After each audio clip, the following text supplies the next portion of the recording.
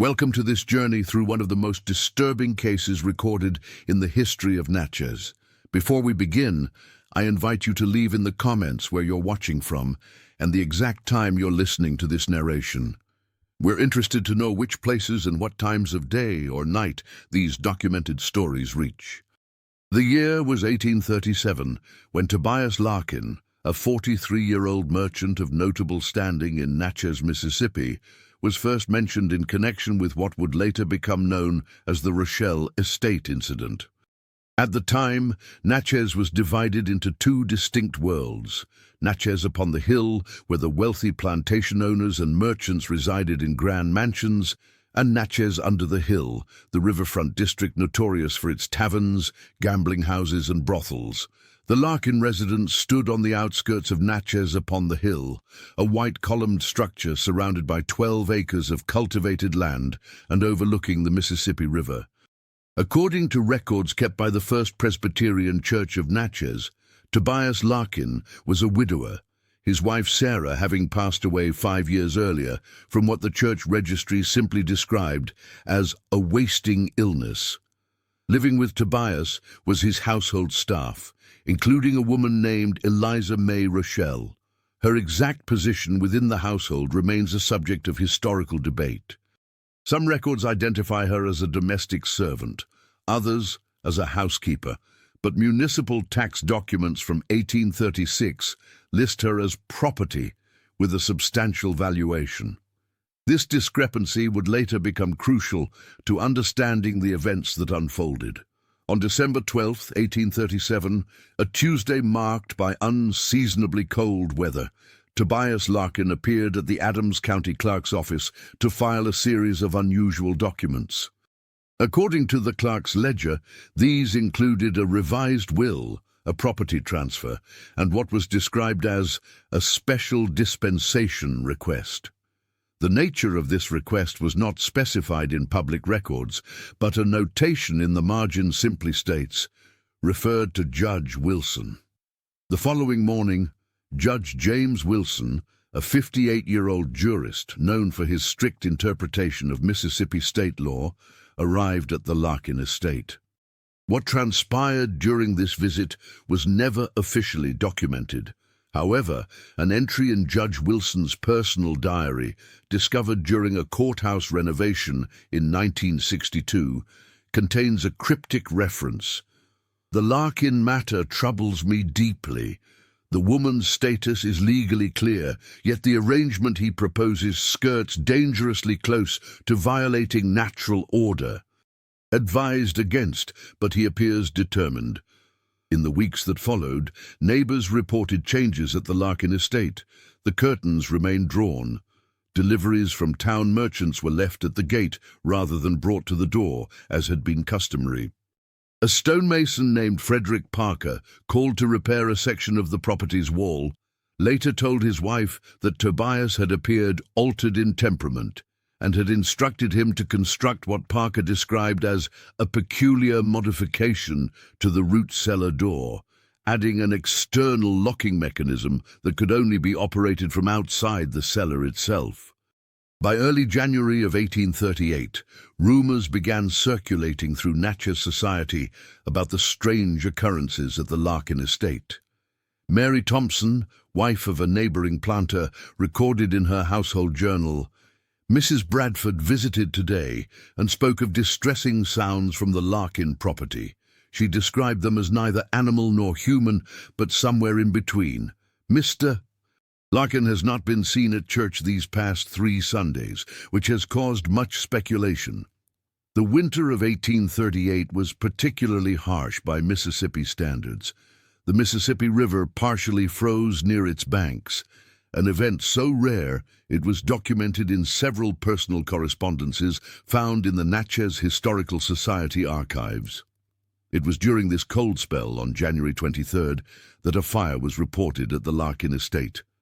By the time neighbors and the rudimentary fire brigade arrived, the east wing of the house was engulfed in flames. The fire was eventually contained, but not before causing significant damage. In the aftermath of the fire, something peculiar was noted.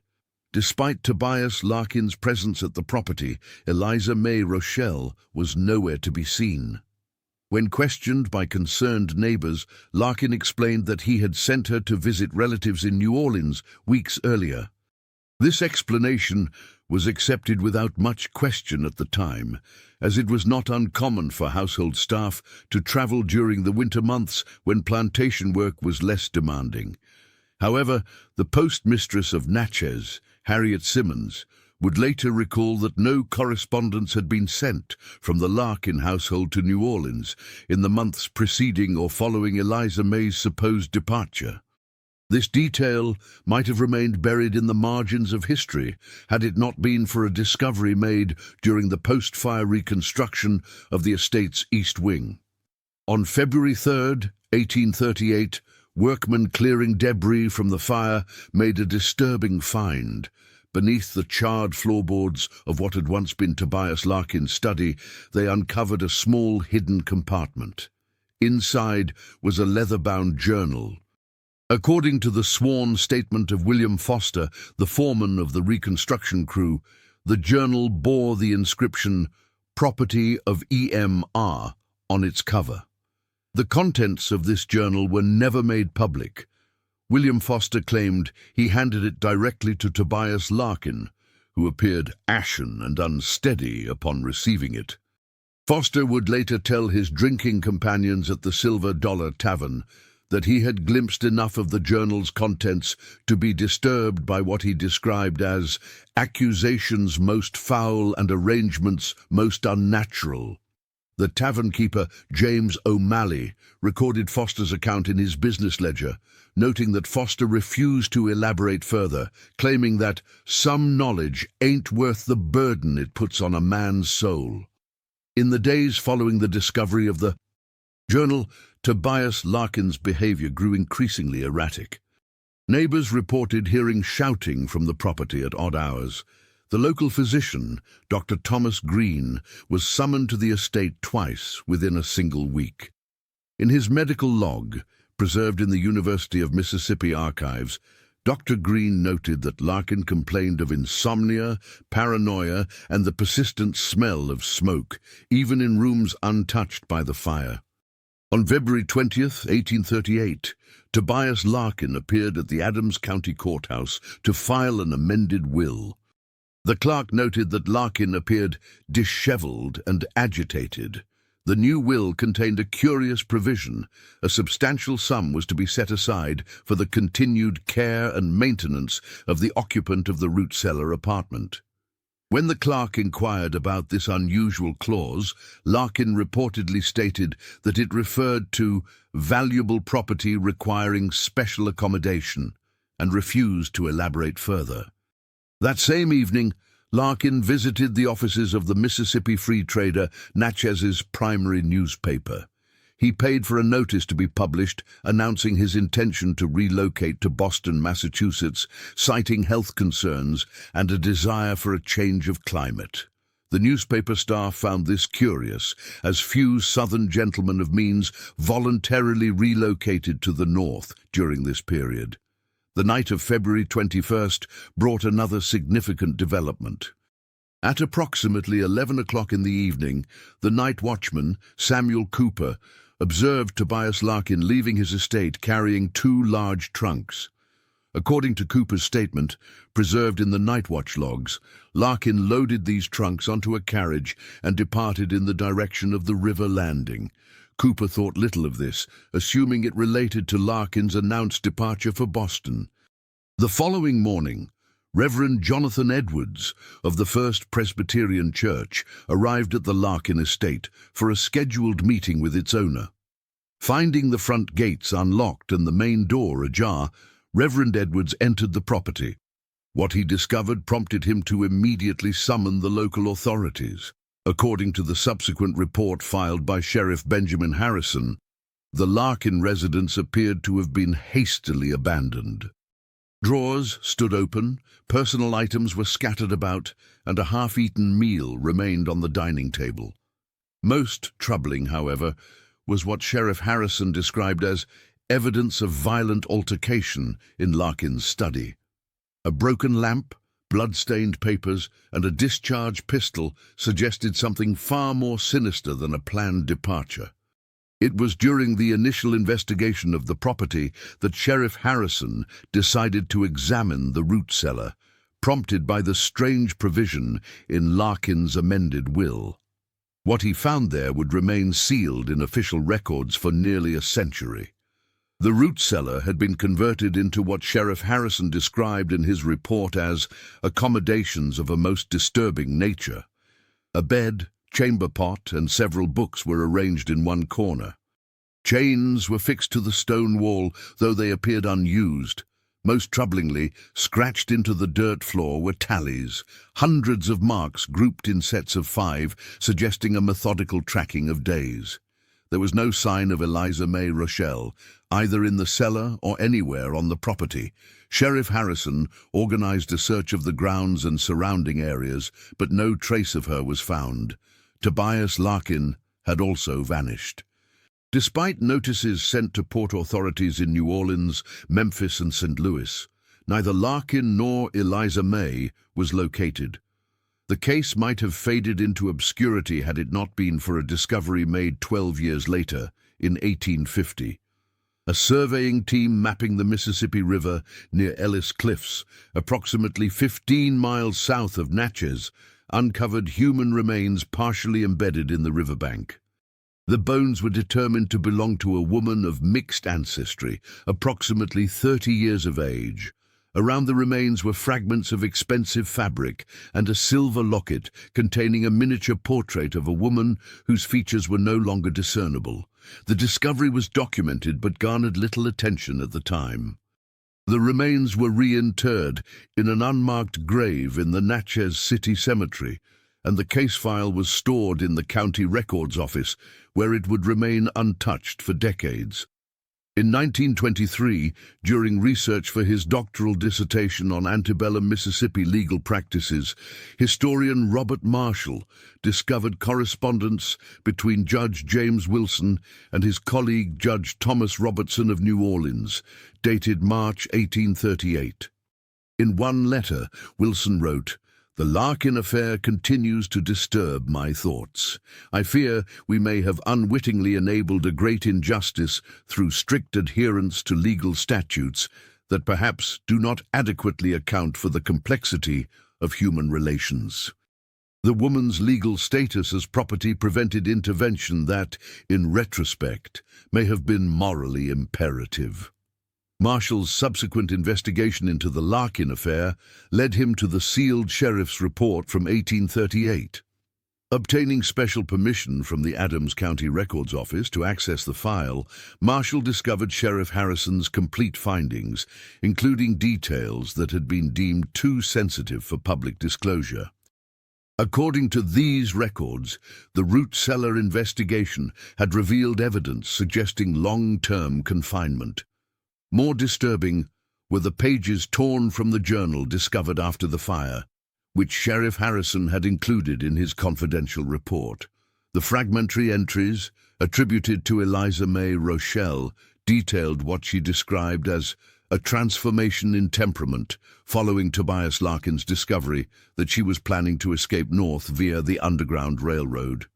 One partially legible entry read, "He speaks now of protection rather than punishment, insisting that what he does is for my own safety.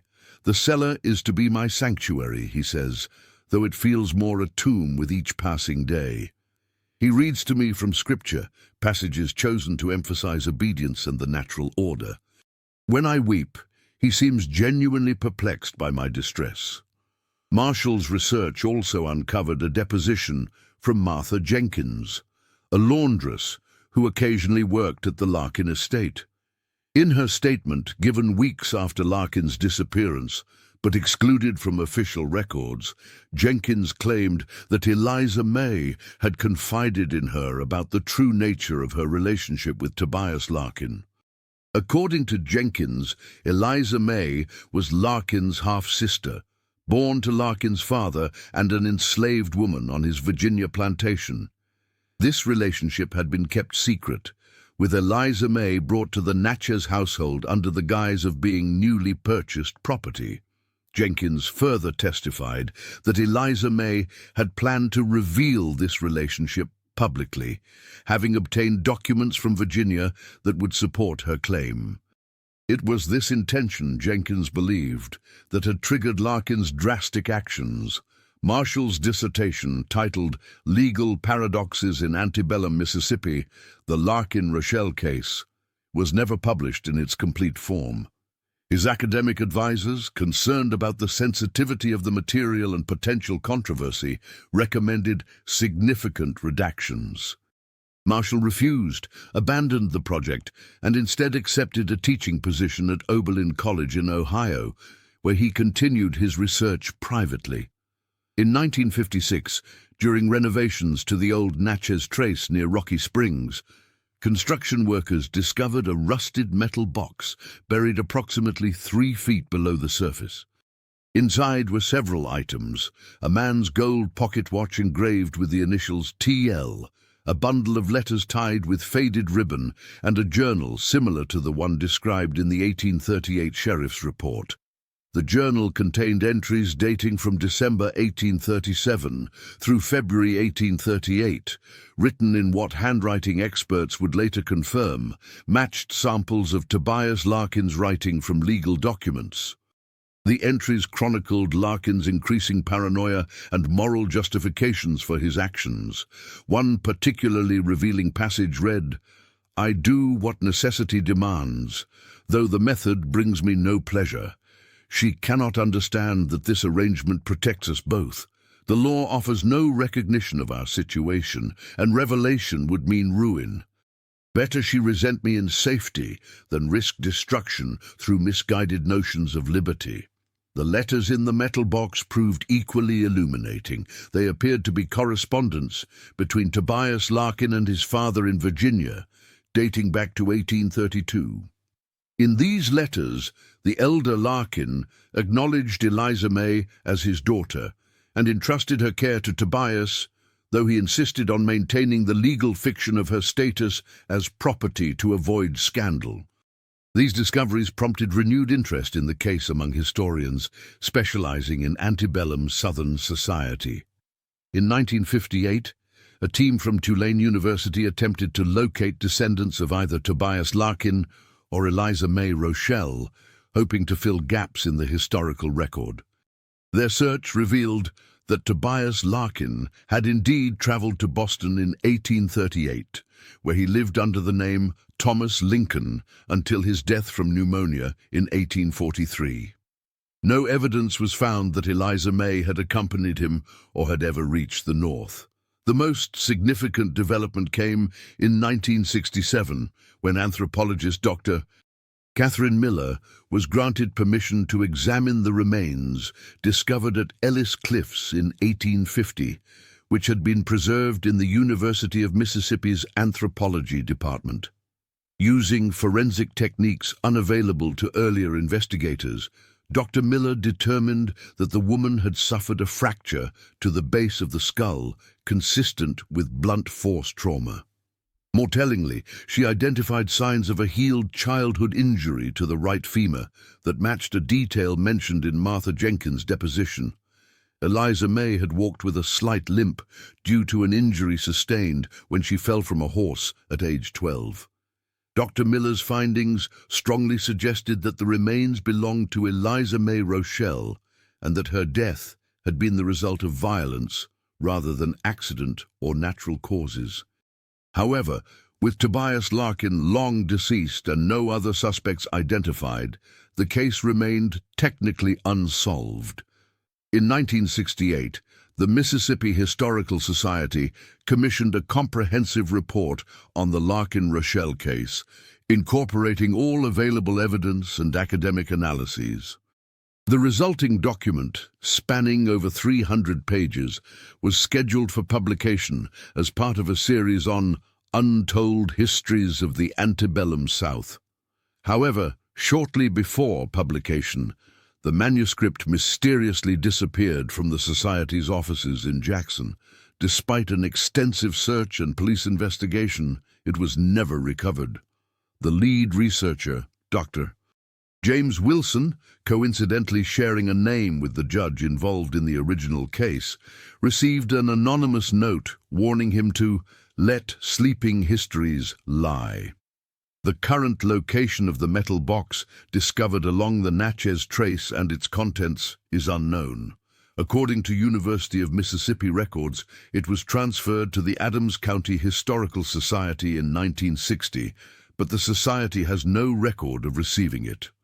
The journal, attributed to Eliza May Rochelle, has likewise vanished from official records, though transcriptions of selected passages exist in Sheriff Harrison's sealed report.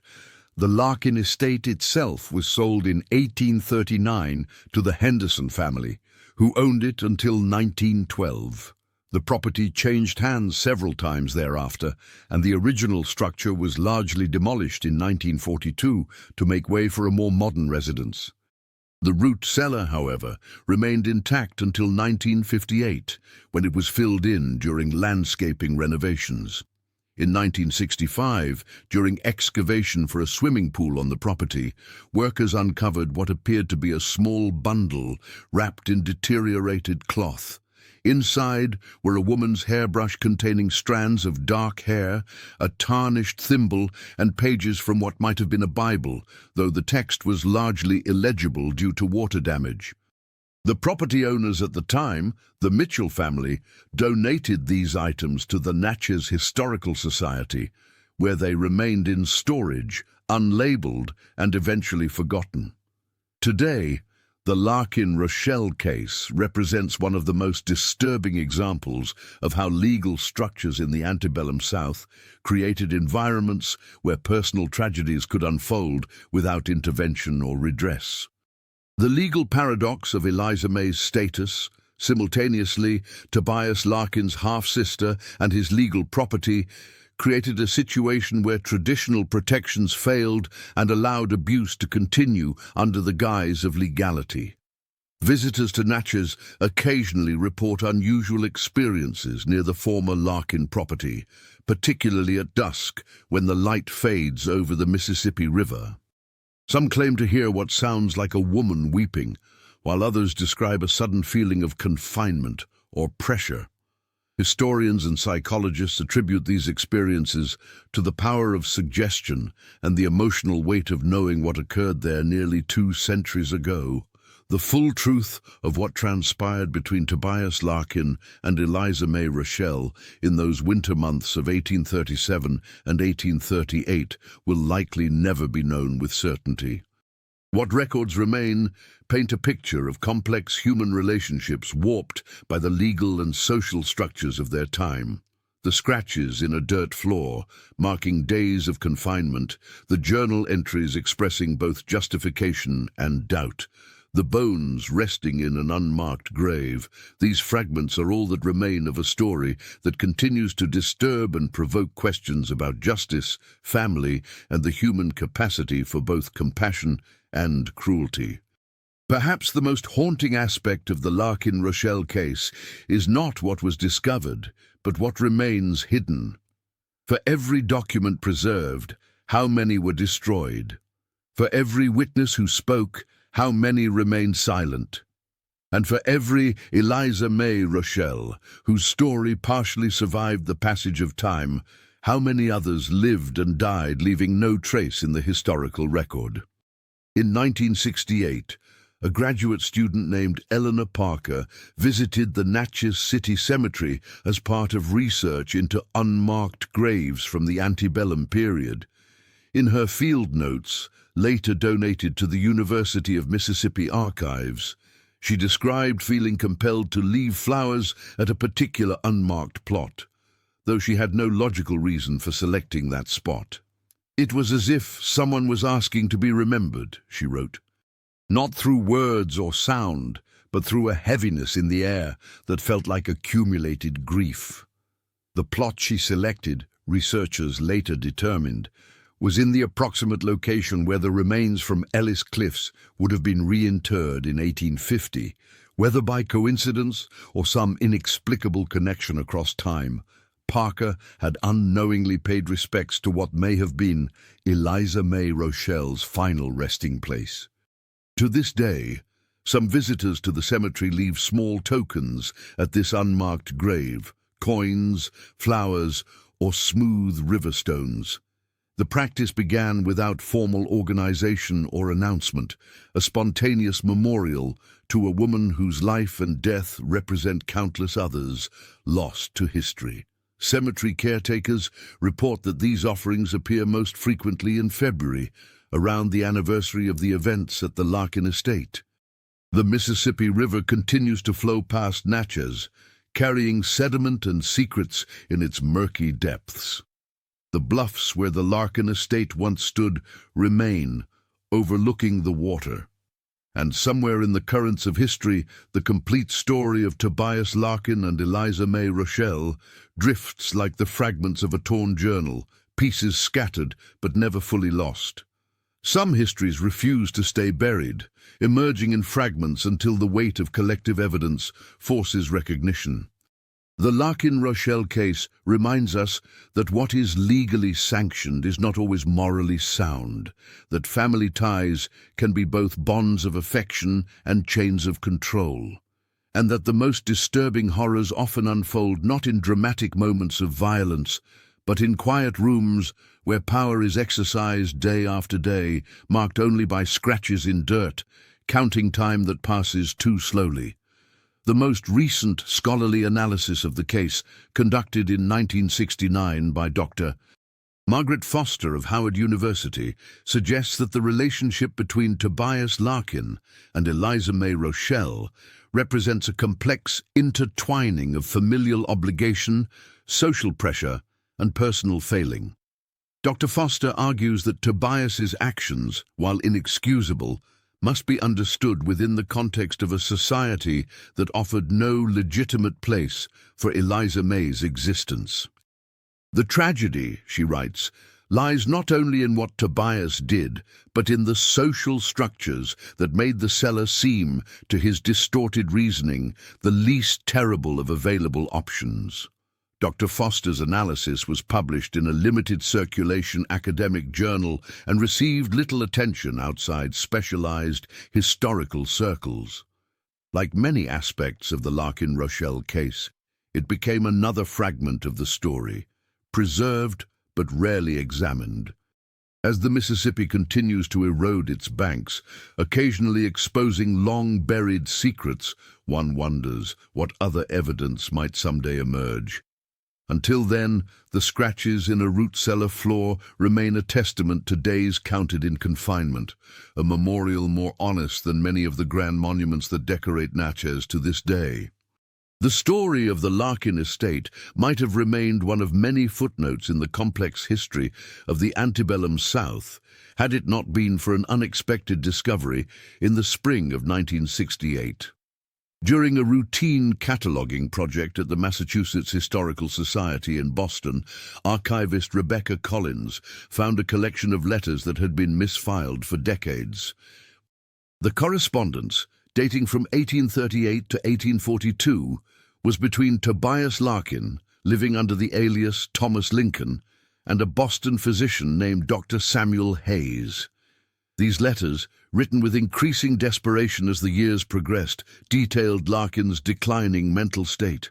In one particularly revealing letter dated November 18, 1840, Larkin wrote, "The dreams continue unabated, Dr. Hayes. Each night I return to that cellar, but our positions are reversed. I am the one marking days in the dirt, while she stands at the door, key in hand, reading from Scripture. When I wake, the scent of river mud fills my nostrils, though my landlady insists no such odor exists in the house." Dr. Hayes's responses, also preserved in the collection, document his growing concern for Larkin's mental well-being. In an 1841 letter, Hayes wrote, "I must again urge you to consider institutional care. Your preoccupation with this woman, whether she exists as you describe or is a manifestation of deeper troubles, has consumed you entirely. The treatments I have prescribed have provided no relief, and I fear your condition worsens with each passing season."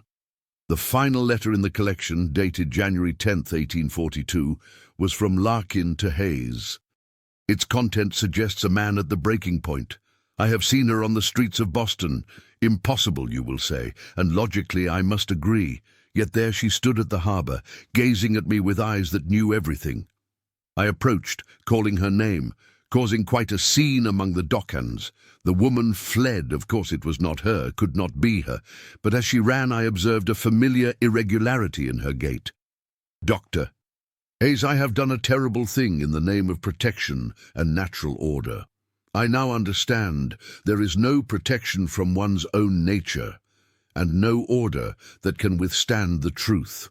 3 months after writing this letter, Tobias Larkin contracted pneumonia and died in his small Boston apartment. The landlady who discovered his body reported finding him clutching a silver locket containing a portrait miniature of a young woman with features suggesting mixed ancestry. This locket, according to probate records, was buried with Larkin in an unmarked grave in Boston's central burying ground. The discovery of the Hayes-Larkin correspondence prompted researchers to revisit the case with fresh perspective. In 1969, historical anthropologist Dr. James Mitchell traveled to Natchez to conduct interviews with elderly residents whose grandparents might have had connections to the Larkin estate or knowledge of Eliza May Rochelle's fate. Among those interviewed was 92-year-old Wilhelmina Johnson, whose grandfather had worked as a stable hand for neighboring plantation owners during the 1830s. According to family stories passed down through generations, Wilhelmina's grandfather had observed unusual activity at the Larkin estate on the night of February 21, 1838, the same night night watchman Samuel Cooper had reported seeing Tobias Larkin departing with 2 large trunks. According to Wilhelmina Johnson's account, her grandfather witnessed Larkin making multiple trips between the house and carriage, loading not just trunks, but also what appeared to be a rolled carpet of considerable weight. Most disturbingly, he claimed to have seen movement within the carpet and heard muffled sounds that he had initially attributed to the effects of whiskey he had consumed earlier that evening. Dr. Mitchell's interview with Wilhelmina Johnson was recorded on audio tape and transcribed for the Mississippi Oral History Project. In the recording, Wilhelmina recalled her grandfather's words. "He told us children, there are things a man sees that he best pretend he didn't. That night at the Larkin place was one such thing. I turned my eyes away and walked on, and that decision has followed me all my days." This testimony aligned with a detail that had previously seemed inconsistent in the historical record. The night watchman's report had mentioned 2 trunks, yet inventory records from Tobias Larkin's Boston lodgings noted the arrival of only 1 trunk containing his personal effects. The second trunk and the carpet mentioned in Wilhelmina Johnson's family account were never documented after that February night. In early 1970, an unexpected source added another piece to the puzzle. Construction worker Thomas Williams was part of a crew demolishing an old warehouse near the Natchez riverfront when he discovered a hidden space between 2 walls. Inside was a tin box containing a journal with water-damaged pages. The journal appeared to be a ship's log from a vessel called the Magnolia, which had operated on the Mississippi River in the 1830s. Most entries dealt with routine matters of cargo and navigation, but an entry dated February 22, 1838, the day after Tobias Larkin's departure from Natchez, contained a troubling note. Took on passenger TL at Natchez Landing, midnight boarding. Paid double fare for privacy and no questions regarding cargo. Unusual splashing heard near stern during pre-dawn stop at Ellis Cliffs. Passenger disembarked at Vicksburg, appearing agitated but relieved. This log entry, when considered alongside the discovery of remains at Ellis Cliffs 12 years after the events at the Larkin estate, suggested a sequence of events far more deliberate and sinister than had previously been established. The coincidence of timing, location, and the cryptic references in the Magnolia's log led researchers to propose that Tobias Larkin may have disposed of Eliza May's body at Ellis Cliffs during that pre-dawn stop. The question that continued to haunt investigators was why Tobias Larkin, having apparently gone to such lengths to conceal a crime, would then spend his remaining years writing letters that amounted to a confession. Dr.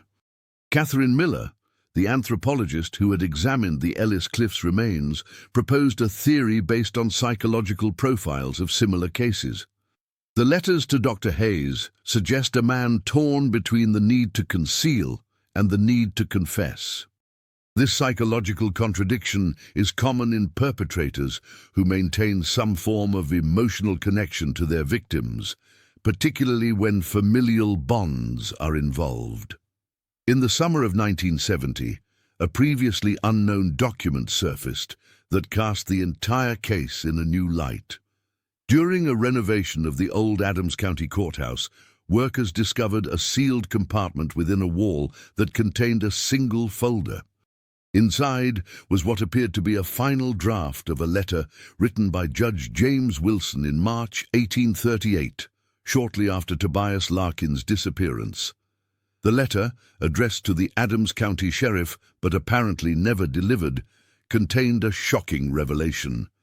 According to Judge Wilson's letter, Eliza May Rochelle had approached him privately in December 1837, seeking legal recognition of her status as Tobias Larkin's half-sister and, consequently, her right to freedom. She had presented the judge with documents from Virginia that supported her claim, including correspondence between Tobias's father and a family attorney acknowledging paternity. Judge Wilson, bound by the legal constraints of the time, had been unable to officially recognize these claims, but had agreed to speak with Tobias about reaching a private arrangement. The judge's letter continued, "I now fear that my intervention may have precipitated the tragedy rather than preventing it."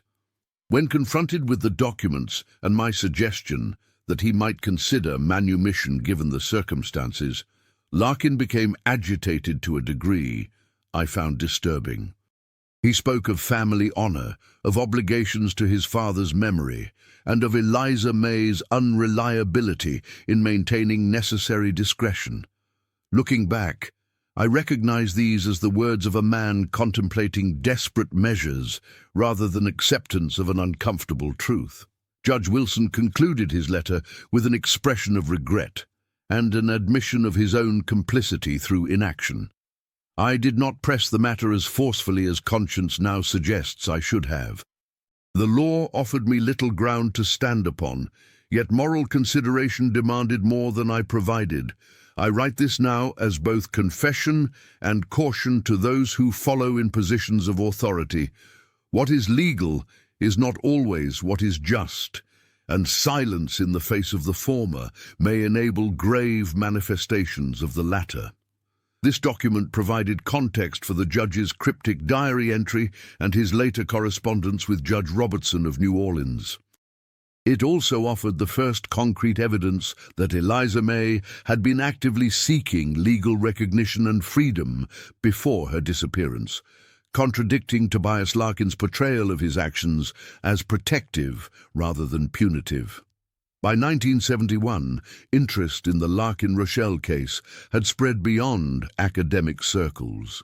A journalist named Michael Carter published a series of articles in the Clarion Ledger newspaper, bringing the story to public attention.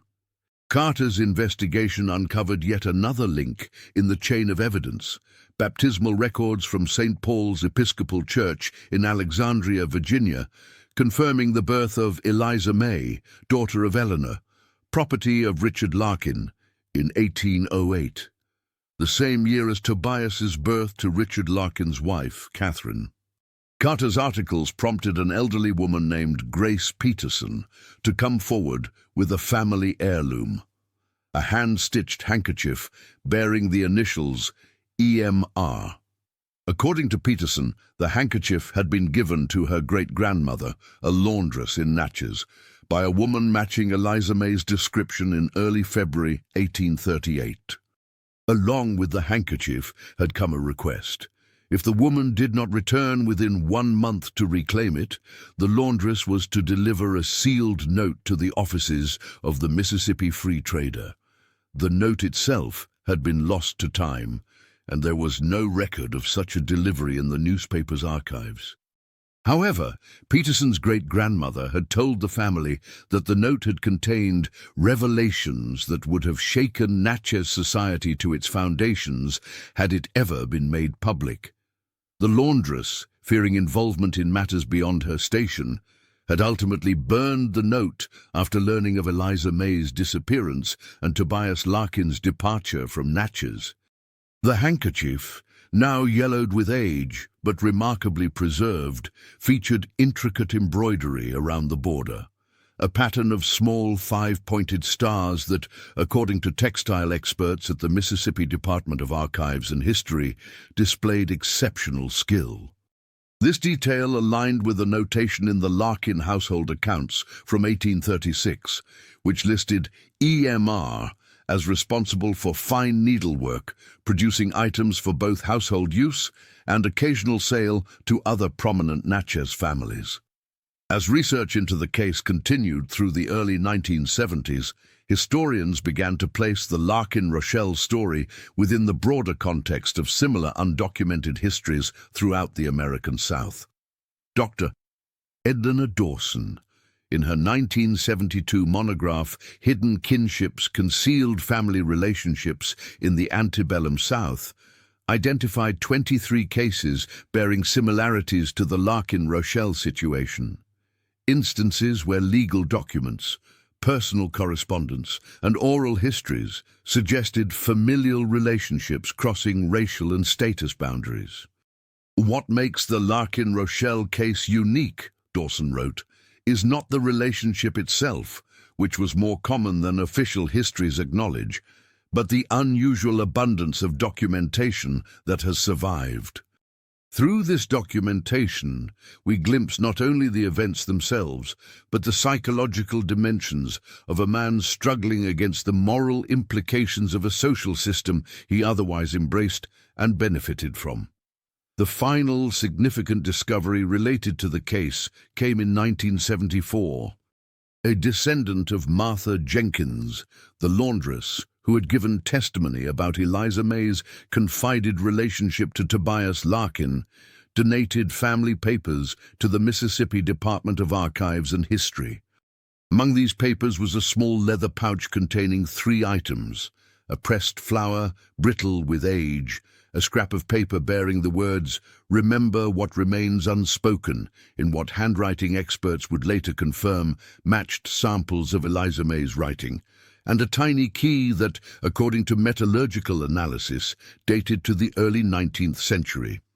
The purpose of the key was never determined with certainty, though speculation centered on whether it might have been the key to the modified root cellar door mentioned in Frederick Parker's account.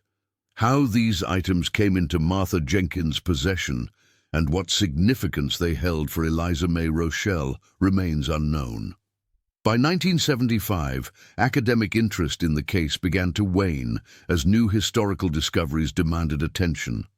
The file, containing all known documentation of the Larkin-Rochelle case, was archived in the Special Collections section of the University of Mississippi Library, accessible only to qualified researchers with specific approval. Today, the story of Tobias Larkin and Eliza May Rochelle exists in that liminal space between documented history and enduring mystery. The fragments that remain, journal entries, letters, official records, oral histories, and physical artifacts, provide glimpses of a narrative that resists complete reconstruction. Like the scratches in the dirt floor of a long-filled root cellar, these traces mark something that cannot be fully erased, yet cannot be fully recovered. Visitors to Natchez who hear the story sometimes walk along the bluffs overlooking the Mississippi River, imagining the journey of a riverboat in the pre-dawn hours of a February morning in 1838, making an unscheduled stop near Ellis Cliffs. They picture a man standing on the deck, watching something heavy sink beneath the dark water, believing that some secrets can be consigned permanently to the depths. What such visitors cannot know, what no one can know with certainty, is what passed through Eliza May Rochelle's mind during those final moments. If indeed the scenario suggested by the Magnolia's log entry is correct. Did she, as Tobias Larkin later seemed to fear in his letters to Dr. Hayes, somehow follow him to Boston, at least in spirit, if not in physical form? Did the moral weight of his actions pursue him across state lines and years, manifesting as visions and paranoia? These questions belong to the realm of speculation rather than historical fact.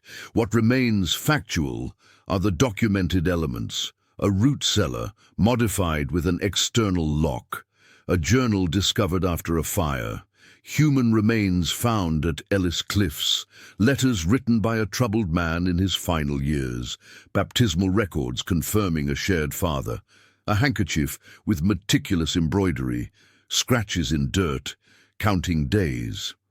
In 1978, the property where the Larkin estate once stood was purchased by a developer with plans to build a condominium complex overlooking the Mississippi River.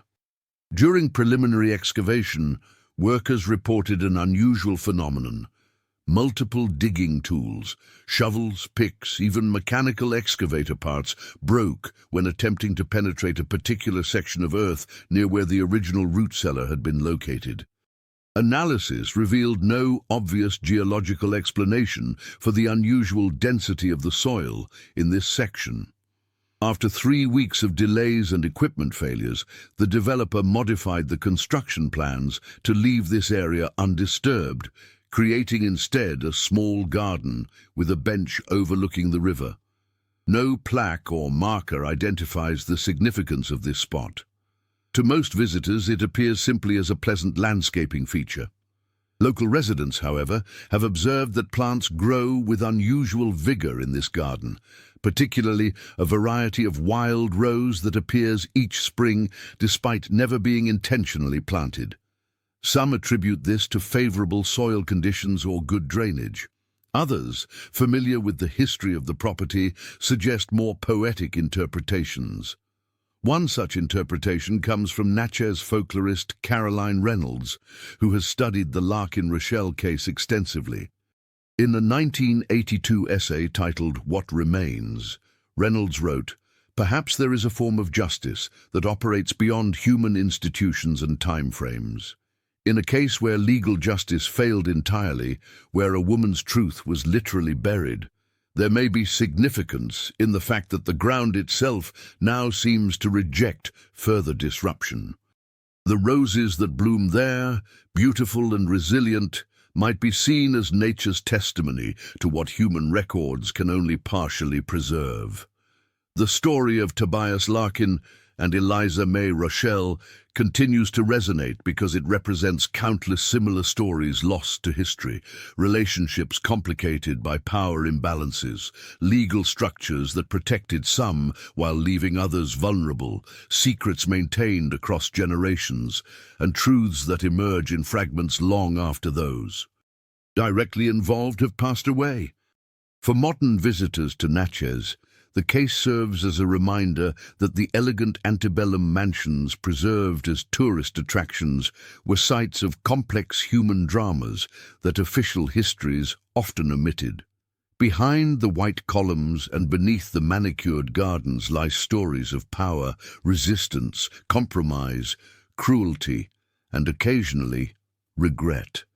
The Mississippi River continues its eternal flow past Natchez, carrying silt from northern states to the Gulf of Mexico in a process of constant renewal and transformation. What the river takes, it eventually returns in altered form, depositing soil, changing shorelines, occasionally exposing long-buried secrets. In this sense, the river serves as both metaphor and mechanism for how buried histories eventually surface. The Larkin Rochelle case emerged not all at once, but through a gradual accumulation of discovered fragments, A journal here, a letter there, remains exposed by erosion, testimony preserved through generations, objects found in hidden spaces. Each discovery shifted understanding, complicated narratives, and brought what had been submerged incrementally closer to the surface. Today, the unmarked grave in the Natchez city cemetery still receives occasional tokens from visitors who know the story. The garden on the former Larkin property continues to bloom with unusual vigor. The archives contain folders of documents, transcripts, and analyses accessible to those who seek them out. And somewhere in the currents of the Mississippi, molecules of water that once flowed past a riverboat on a February morning in 1838 continue their endless journey, carrying traces of a history that refuses to remain submerged. Perhaps the most profound aspect of the Larkin Rochelle case is that it continues to evolve even now, not through new historical discoveries, but through our changing understanding of the significance of what has already been found. Each generation brings new perspectives, new questions, and new interpretations to the fragmentary evidence that remains. In this way, Eliza May Rochelle, a woman whose voice reaches us only through scattered journal entries, second-hand accounts, and physical traces, continues to speak across time. Her story, incomplete but persistent, reminds us that history comprises not only what is documented in official records, but also what was deliberately omitted, what was preserved through unconventional means, and what continues to affect the present even when its origins have been obscured. For those who study such histories, there is both responsibility and opportunity to acknowledge the limitations of the historical record, to listen for voices that speak through unusual channels, and to recognize that some stories resist conclusion, not because they are unfinished, but because their implications continue to unfold. As you walk the streets of Natchez today, passing buildings that stood during Tobias Larkin's time, you might notice how shadows fall differently depending on where you stand. History operates similarly. The same events appear transformed when viewed from different perspectives or illuminated by different sources. The scratches in a root cellar floor, counting days of confinement, remind us that behind every historical statistic was a human being marking time, experiencing fear or hope, making calculations about survival. These marks, simple as they were, constituted a form of testimony, evidence of existence and resistance that outlasted their creator. Such testimony persists in unexpected forms: a pattern of embroidery on a handkerchief, a pressed flower preserved between pages, a key with no known lock, scratches in dirt, bones in a riverbank, words in letters, stories passed through generations. Each fragment tells part of a story that no single narrative can fully contain. And so the case of Tobias Larkin and Eliza May Rochelle remains both concluded and ongoing, a chapter of history that has ended in one sense but continues to unfold in another, as each new reader encounters the evidence and asks, what happened in that house on the bluffs above the Mississippi River in the winter of 1837 to 1838? What truth lies beneath the surface? And what does this story reveal about our own time, our own silences, our own complicity in systems we may not have created, but continue to inhabit? These questions have no definitive answers, only provisional responses that themselves become part of the ongoing narrative. In this sense, Eliza May Rochelle, a woman who sought recognition of her identity and her right to freedom, continues to challenge us across centuries, asking not only to be remembered but to be heard in ways that matter.